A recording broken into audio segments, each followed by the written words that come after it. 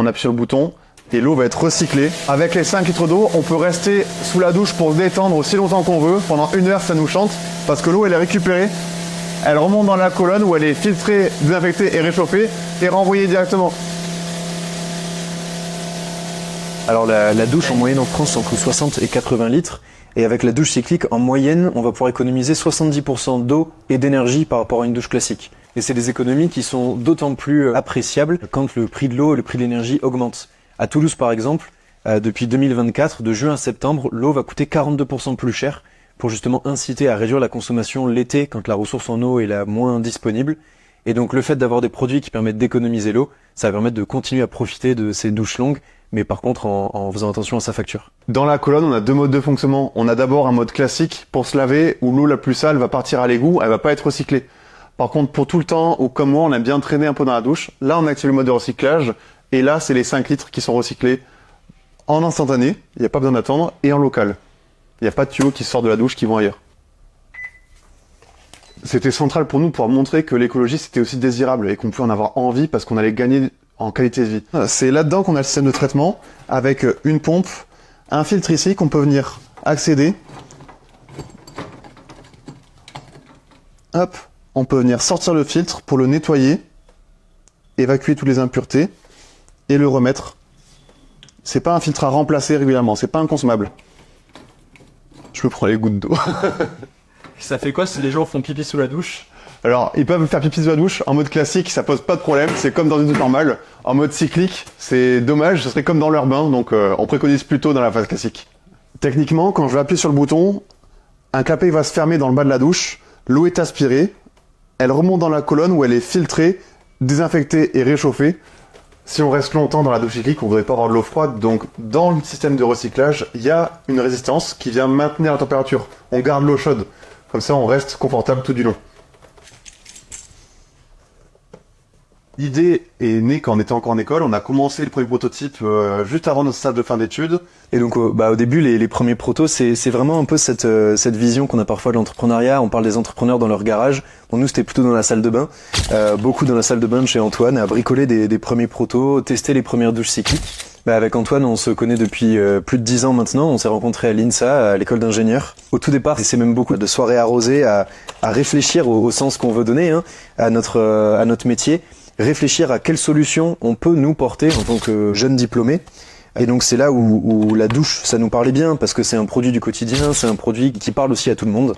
Et donc il y a eu à peu près 1 an où on était en parallèle d'une activité où c'était notre bricolage du soir ou du week-end. Et au bout d'1 an, on s'est dit il faut se lancer à temps plein si on veut que ce produit voie le jour un jour. Et donc là, on est très fiers maintenant, après quelques années, d'arriver à cette phase où on est en train d'industrialiser et faire la première pré-série de la douche. Et là, c'est une vraie fierté pour nous. Alors. Hop.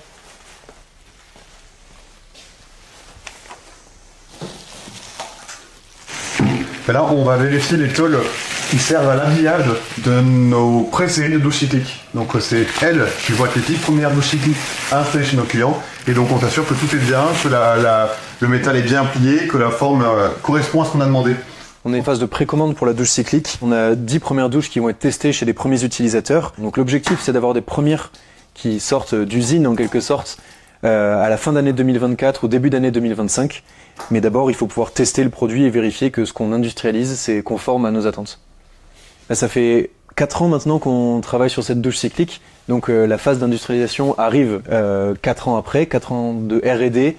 C'est ici qu'on va appuyer pour démarrer la douche. C'est pas juste en réduisant le temps passé dans la douche que on va régler la problématique de l'eau. Il faut que chaque acteur, que tout le monde s'y mette.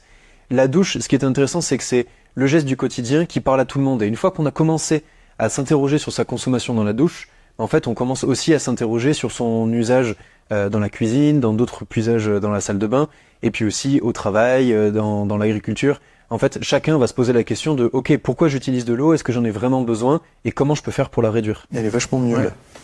Ouais, les soudures sont bonnes. Impeccable. On a un usage de l'eau à la maison qui est potable pour quel que soit l'usage, en fait, que ce soit pour boire, cuisiner, mais aussi dans les toilettes ou dans la douche. Dans les toilettes, c'est encore plus une aberration que dans la douche d'utiliser une eau qui est potable.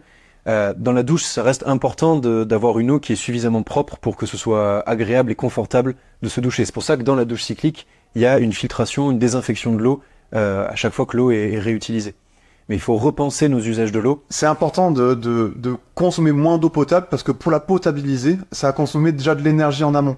On a prélevé l'eau dans le milieu, que ce soit dans la rivière, dans une nappe, elle va être pompée, elle est filtrée, traitée, chlorée aussi, et elle passe dans un réseau où il y a des pertes, et donc plus on va consommer d'eau au point d'usage, plus on aura dû prélever d'eau dans le milieu à cause des pertes aussi. Et donc toute cette énergie-là, on s'en rend pas vraiment compte, elle nous est facturée à travers la facture d'eau, mais c'est important d'arriver à réduire à l'usage pour qu'au global on prélève moins dans le réseau. Pour l'usage de l'eau dans la douche, pour toutes les personnes qui vont vouloir se détendre, ils vont laisser partir de l'eau encore chaude, donc pleine d'énergie, à peine sale parce qu'elle a touché la peau quelques secondes à l'égout. Et donc c'est l'eau qui va encombrer les stations d'épuration qu'on aura dû traiter avant. Et c'est triste parce que cette eau-là, on aurait pu la réutiliser facilement. C'est ce qu'on va faire avec la douche cyclique. Et ben ça me paraît bien, non?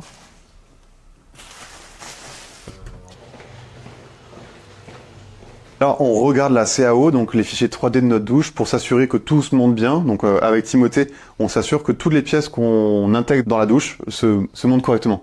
Alors que la douche cyclique, on est encore en phase de précommande, elle sera vendue 3 000 €. 3 000 €, c'est quand même un coût, c'est pas accessible à tout le monde. Alors l'idée c'était d'avoir un prix qui puisse être accessible quand même à un maximum de monde, surtout pour un produit qui est fabriqué en France. Et après c'est pour ça qu'on a un simulateur des économies qui peuvent être réalisées sur notre site internet. C'est pour se rendre compte que quand on rentabilise en quelques années son investissement, en fait c'est comme quand on investit dans un panneau solaire, dans une pompe à chaleur, on va avoir on a un investissement à faire au départ et puis des économies qui viennent rentabiliser cet investissement plus tard. On espère qu'il y ait des subventions qui se mettent en place par France Rénov par exemple, comme ça existe pour d'autres solutions d'économie d'énergie, mais pour l'instant elles n'existent pas pour les particuliers.